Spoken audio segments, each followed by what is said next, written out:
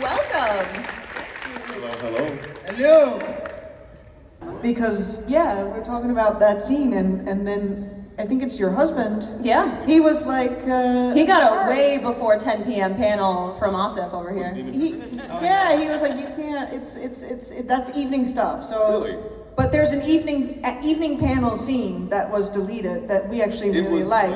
It's on YouTube. No, it was not. Demon Kristen and David, yeah. It David. was really sort of the culmination of the two characters, because she does such a great job creating Demon Kristen, which is nice to have as an actor. She has all this other complex stuff to play as already as Kristen. Then Demon Kristen was just great because she could do something else. And we had this scene where it was, what was it? Demon of Sex was the title of that episode. And so this scene was deleted, and it was her in David's chambers. And you would never have known whether it was real or not, but it was a great scene. We had such interesting things that we found and discovered. And honestly, we thought as actors, some of our best work that season at least. And Nelson directed it, and we had such a good time, and it went so well. Panels with the Bones cast Yeah. this weekend, they might want to have a word about learning technical language. Technical jargon. No, guys, listen, it's our job. We're not complaining. We're just having fun. We're joking. love our work. I mean, you guys are complaining because you had a kissy scene that got cut. And It wasn't actually kissy. It was post. I wish I had a kissy. It was post kissy. No, Kissy already happened. It was like kissy's done, and then there was a Yeah. So much. You got to roll around in Later, bed. go to YouTube and watch it, No. guys. You'll love it. Yeah, I know. I saw it. How many times? Woo, we'll answer that after 10 p.m. Let's jump to our next question. How many times, Aasif? I watch it when I'm at the gym. When I'm watching Mike on the TV, and I get all lathered up. Hello, my name is Savannah, and one of the things I love about the show is that there are cases you can't quite explain, and I'm wondering if any of you guys have had any supernatural experiences that you can't explain. You have. Yeah. Yeah. Thank Should I you. go back there? No. Okay. Well, I have a weird. I guess it's all weird. But I used to get a lot of headaches, like a severe amount of headaches, and I went into like MRI scans and whatnot, and they couldn't figure it out. And then my best friend back home in Amsterdam was like, "There's this lady, and you should go to her. She lives in the woods." And I'm like, "Okay, well, I need to get rid of this headache. I've tried everything else. I'll just go." And I went to her, and she was as soon as she saw me, she was like, "Oh, okay. You're carrying around 37 ghosts, and that is why your brain can't take it. Like it's heavy, and that's why you're in pain." And she said, "Like you don't have to believe it, but I'm just gonna get rid of them for you." And so she did, and some of them didn't want to leave because they were having a good time. And she talked to them. She's like, "John, no, you really got to go now. You know, Katja's got a life to live, and you're really weighing her down." And then they all left, and I never had another headache. 37 is too many ghosts. One too many. Too many. Yeah, 36 would have been okay. That's a good number, but 37, tips you over. And now I'm not sleeping, so I hope I don't go home with headaches because I think I'm in a room that's haunted at the Hilton. Any of you guys at the Hilton? Yeah, because how many people must have committed suicide or fell off that thing? That is too dangerous. Wait, whenever you check into a hotel, do you always think, I wonder how many people committed suicide? No, but when I see... Like you're No, but did you not see that atrium? It's like a free fall. Like, if you're drunk, you're going... I thought it looked cool. I was not like, oh, this is a great place to commit suicide. It totally is. I'm a little depressed. There is a library on some campus, I can't remember what campus, but they literally have a net where the atrium is because that is the kind of minds we have in this world. Yeah. You look down, you go, oh, interesting. Why not? I'm just saying, they have a net, so I'm not Or surprised. somebody gets in a fight, or you're just drunk and you fall off. Like, I think that's a little dangerous. A little bit dangerous. A little dangerous. Thank you for your question. Any either of the two of you, Mike, Aasif? Well, I had what we called the hag riding you when I was a kid. And this woman across the street from my mom's house, I never really saw her. I was afraid of her. She was living in a house that was sort of overgrown with wood, with trees and grass. And I can't remember her name, but she was frightening me because she never really came outside much. And it was just one of those things where my imagination ran wild. And I was afraid to knock on her door. I was afraid to do anything. And my mom would send me over there to drop a package off, and I would just knock on the door and run back across the street. And she said, you have to stop obsessing about this lady because, this is becoming ridiculous. And I think, so at night times, I would have this thing where I couldn't sit up, and I felt someone was on my chest and holding me down, and I couldn't open my eyes, and I would struggle to sit up. And every once in a while, I would struggle to sit up in my bed, and then I would sort of like look around the room and no one was there, but I felt like someone was in the room. And I would just sit there, and I don't know what it was, and some people, science explains it as maybe sleep paralysis, or maybe there's another thing that was going on, but for me, that's what the folks in my town said. It was the hag riding you, and she said you had to make peace with her and do something. I forgot the thing that I had to do, but I did it, and then it stopped. So I don't know, but I definitely felt. But they called it the hag riding you? The hag, like the hag. She's sounds like my first marriage. What do you say?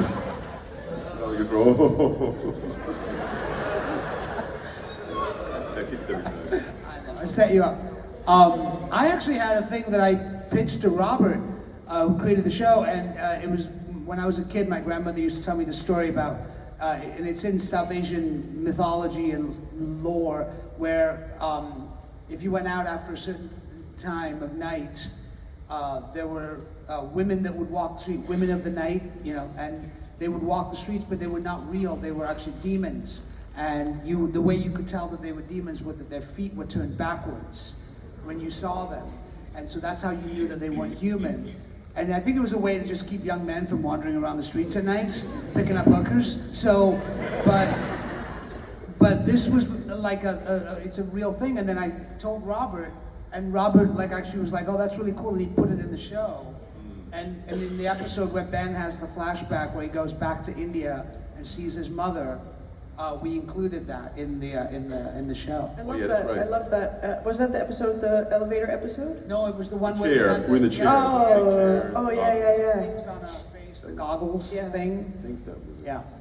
Well, that's a great segue into one of the questions we have on Discord is. Well, I've told this story before, but when I was when we were shooting the pilot, it wasn't on set, but I didn't know that there was this demon George that you guys probably have seen if you've seen the show, and I'd never met George, none of us had, and I thought he was going to be like a CGI thing or something, and then I walk into the hair and makeup trailer, and Marty, who was brilliant as George, is just standing there in full costume, and there's nobody else there. I just walk in,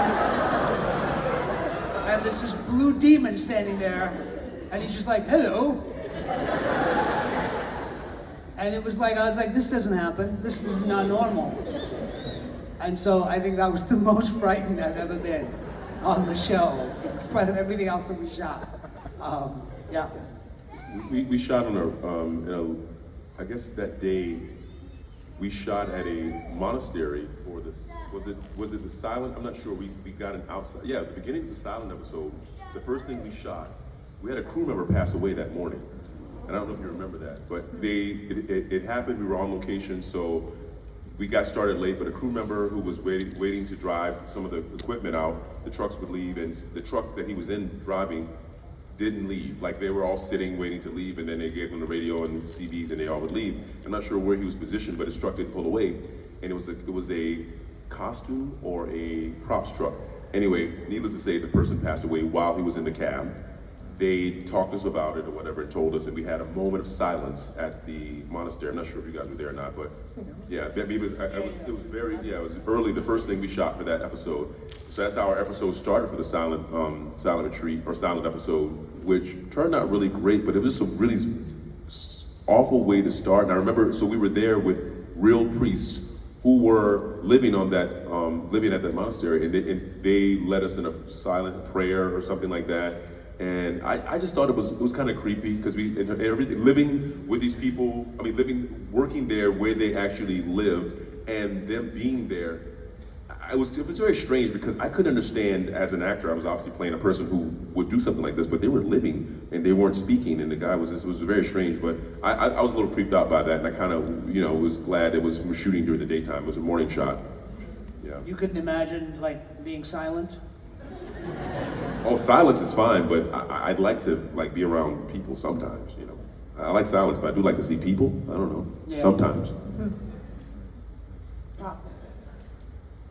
Yeah, let's, Katja, did you have a? Oh, sorry. My turn.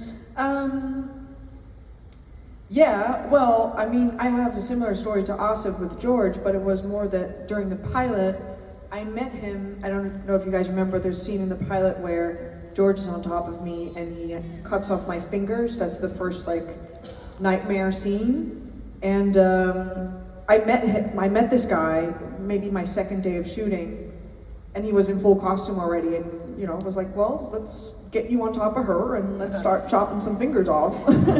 So I spent 2 days with him on top of me, not knowing really who was in the suit, and that freaked me out a little bit. So I Googled his face because I just needed to know, does he have a kind face? And he has luckily very kind eyes, and he's a very kind person. So I was like, okay, all right, I got it. All right, let's jump back to our live questions. My name is Joseph. My question is mostly for Mr. Colter, because in the Friday panel you talked about... Sorry, I can't really hear. Can we just... Sorry. Thank you. My name is Joseph. My question is for Mr. Colter. In the Friday panel you talked about engaging in dialogue about religious or theological topics, and I'm not looking for the most effective or persuasive argument, but from your conversations with people or your role research as a priest, what is the most interesting or unique explanation for the problem of evil that you have encountered?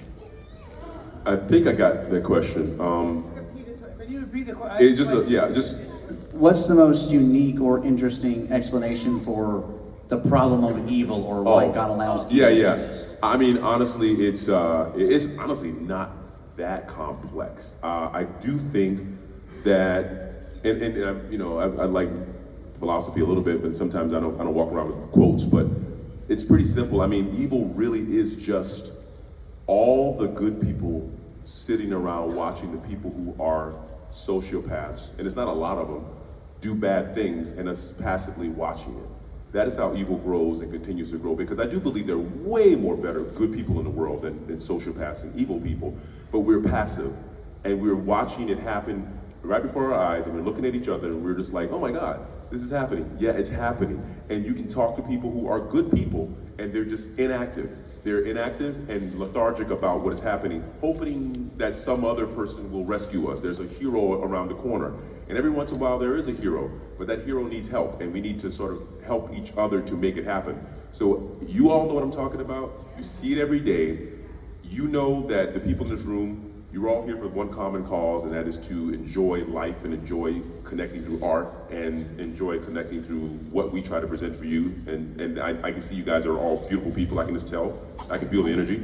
But you can't sit by and watch the things that are happening just passively, because no one's coming to rescue us. So evil is very small. It's a very small thing, and we can crush it, but we have to actually do stuff. So that is the hardest part about evil. And I've seen that it's man. It's not the monsters. The monsters are funny. The demons are funny. That stuff I can deal with. What I can't deal with is my neighbor who just is so angry within himself and won't deal with his own issues that he wants to hurt other people. So we have to actively, as a community, do something about it, and otherwise there will be evil all around us.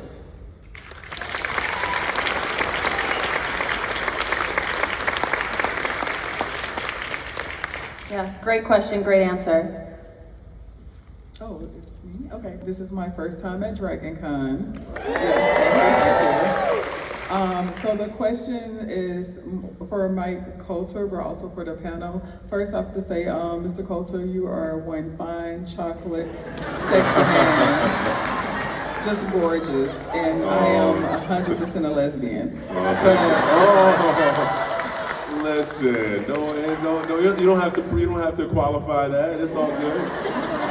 So, and I wanted to say, so the most recent work that I've watched of yours recently, because I went to Essence Festival, is Girls Trip, and your character irritated the hell out of me. And so I wanted to say, like, as an actor, and this is for the panel, like, what methods do you do to prepare for your next role?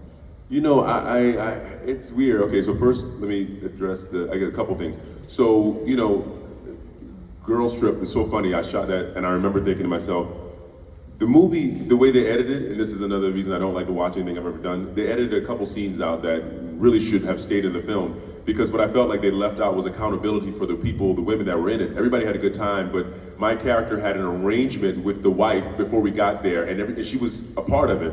So they edited it out to make it look like she's a victim, and I'm like, wait a minute, you already knew this was happening. Her friends find out, and suddenly I'm the bad guy. It lacked accountability in an adult conversation between people who are in a relationship that decide that one person is bored and whatever is going on, I'm just gonna pretend not to see it. And I know people have heard of that, but they kind of just steered it away from that because they wanted to make it a girls' movie and they wanted to make the girls, you know, absolved of all sins. So I'm not gonna go into it, but that annoyed me. So, so yeah. And then the other thing about the technique or whatever, shop talk, I don't know. I think everybody has their own technique. Everybody has their own thing. I listened to Deborah Ann Wall on a panel yesterday here in this room talk about her technique, and it reminded me of other actors that I know. And I've talked to Katja over the years and Aasif, and everybody has their own thing that they do. I tend to like to find characters that are not like me, and it's an easier place for me to start from because for me, I'm always trying to forget myself, and so that's why I don't watch what I do because I don't really want to ever picture myself from the outside in a character because then I start having opinions about my own self, and when I try to do something else, I already have an idea of myself, and people already have ideas of me, and I need to be sort of neutral in some way so I can feel that whatever is presented to me, I could be that person. But if I spend a lot of time watching myself or watching the way I work, then I do get swayed by my own. That's why his house has no mirrors. And that's why I said, that's it. No mirrors. That's exactly right. My house has no mirrors. That's why he has to take all his On selfies the at gym. Dragon Con. And I just want to let you know, Mike is also a lesbian. Cat's out of the bag. In the right circumstances. Cat's out of the bag. I went to Douglas campus in Mason Gross and there was a lot of, yes, it's cat's out of the bag. Katja, Aasif, how about you for methods for getting into a character? Yeah, I just do something. I don't really know. I try to, but are there any actors in here? Because I feel like actor speak is so boring. Okay. Oh, one. Okay, really quickly, One guys. traumatized individual. My process is try, like, have fun with the people I'm doing it with, okay? That's important because you need a little connection to do it. And then I sort of just like filter it through my soul and my heart. And then I try to say the lines that were written for me in a believable manner. And then I try to, put a little emotion on top of that. And maybe I'll, try to do differently each take so that the director can pick what works best. And if you pick the wrong one, you get real mad. Yeah, I don't like rehearsing that much because I'm like, let's just roll the camera because maybe something will happen that should, we could put on TV. So that's my process. My book comes out about process comes out in a week, and it's about half a page long, and it's gonna cost $59. Yeah. Aasif, you're classically trained. Abort. I went to theater school for 4 years. This is what they taught me. I mostly just, look, everybody has like you said, everybody has their own process. I think for me, Ben was very different than who I am in my real life. But I found for me, it was about finding the energy of the character, and Ben is very grounded. He's very connected to the earth. And I always thought that about the three of us. We're a little bit like the Trinity, the Father, the Son, and the Holy Ghost. So.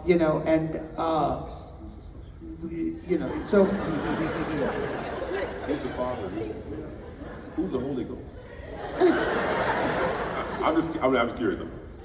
All right, I just said that. I didn't really mean it. I just said it.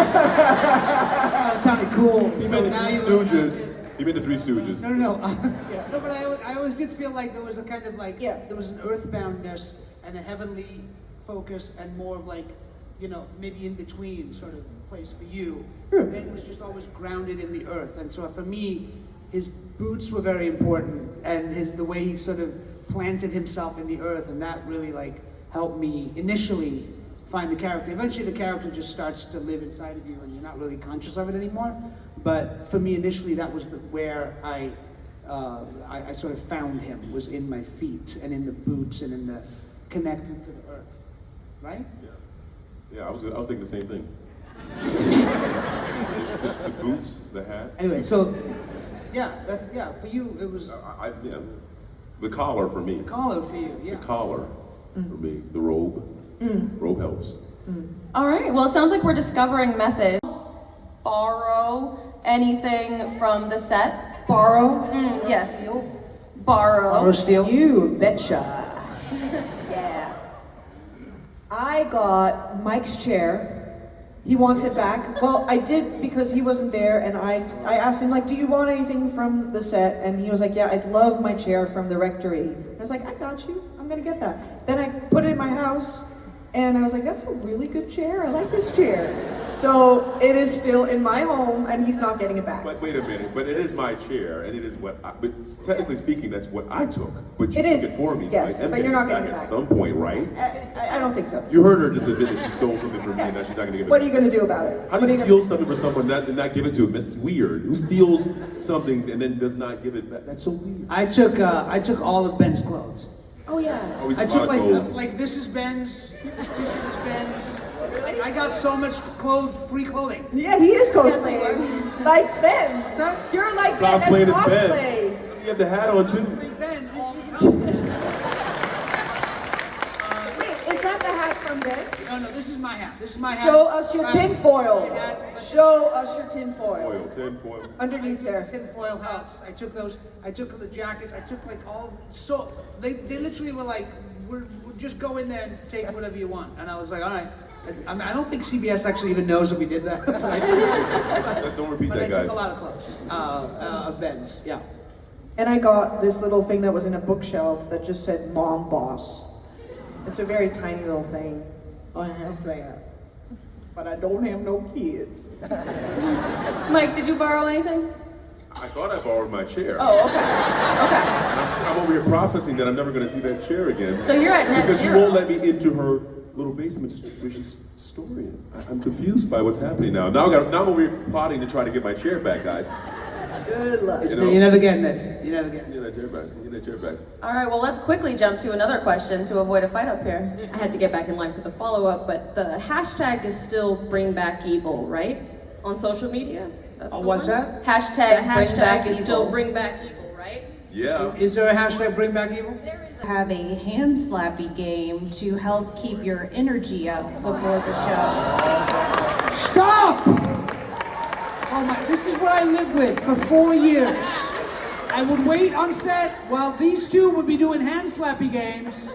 The entire crew, millions of dollars going down the drain. Where are our two lead actors? This is what they're doing the whole time. Stop! Stop this!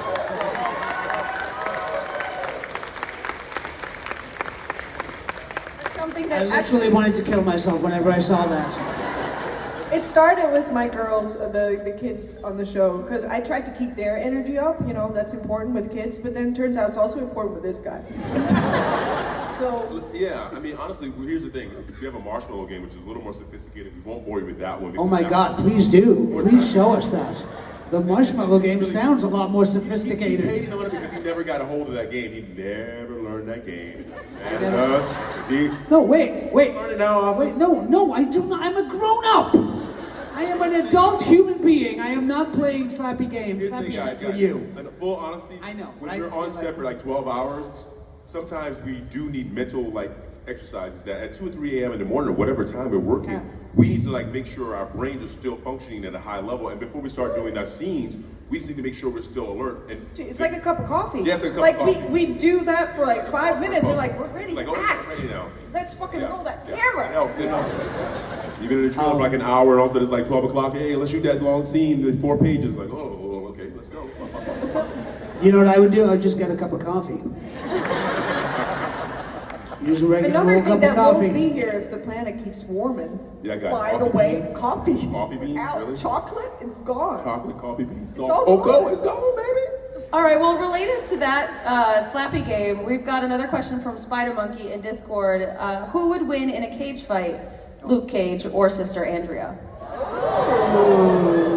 Well, Luke Cage or Sister I mean, Andrea? that's weird, but Luke Cage wouldn't hit. No, he wouldn't hit Sister Andrea. I think they'd be on the same side. I don't think Sister Andrea and Luke Cage would get in a fight. I think they would get along. I don't know why they'd be fighting, but you know. Was it Sister Andrea and Luke. I mean, I don't know. That shovel might be made of some serious metal or substance that, like, maybe it's harder than Luke Cage's skin. Maybe he cracked me in the head with. I would see that AI recreation. Don't waste water on that Waste one. water This is on Luke making Cage. this nonsense, guys. Do not. Matter of fact, take it off your phone if you can. And yeah. All right, we've got time for one more question. Right before we get there, I want to remind you all to rate this panel, let them know that you want to see them back next year. Let DragonCon know you want to see them back next year. Come on, you do. Make sure that you are donating to the DragonCon charity of 2025, NAMI, Georgia.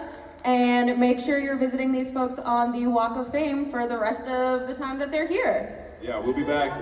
Walk of Fame, yep. Awesome, let's get our last question. Outside of bringing back the show, would you, Mike, like to see a David Sister Andrea spinoff?